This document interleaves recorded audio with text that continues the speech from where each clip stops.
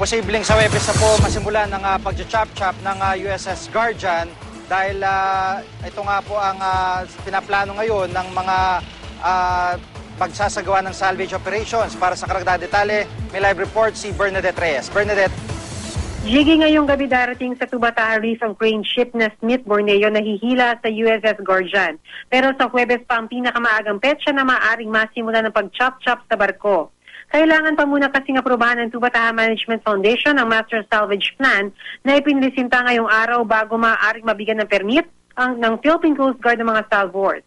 Sa planong ipinilisinta, didistansya ng 10 meters ang crane ship mula sa USS Guardian. Mag-aangkla ang crane ship sa lalim na 800 meters. Unang tatanggalin ang mast ng barko, sunod ang smokestack at bridge sa kahahati-hatiin ang matitirang bahagi ng barko. Palilibutan din ng net ang area ng operasyon para masalo ang mga debris. Sa tansya ng Coast Guard, maaaring abutin hanggang Abril bago tuluyang maalis ang USS Guardian sa Tubataha Reef. Bukas naman daw ang Coast Guard at ang US counterpart nila sa ibang sesyon. Pero sa pag-aaral ng Coast Guard ang pag-chop-chop sa barko ang pinakamagandang paraan. May mga nakitang crack na kasi sa hull ng barko.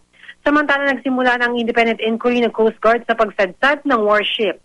Depende sa magiging resulta ng investigasyon, bubuo ng safety measures ang Maritime Casualty Investigation Team para hindi na maulit ang insidente. Chigi? Maraming salamat, Bernadette Reyes.